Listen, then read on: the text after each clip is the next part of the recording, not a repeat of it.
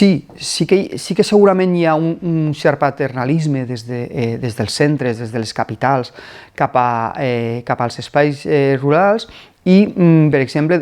un fenomen que ho evidencia prou, per exemple, seria el del conservacionisme o un ecologisme vist des d'una posició molt urbana, no? És a dir,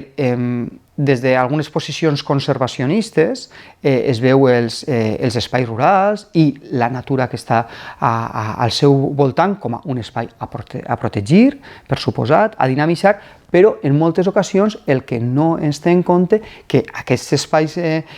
naturals han sobreviscut i encara són sostenibles i aquests paisatges tenen tota aquesta biodiversitat gràcies a la capacitat de sostindre'ls durant dècades de les persones que allí vivien.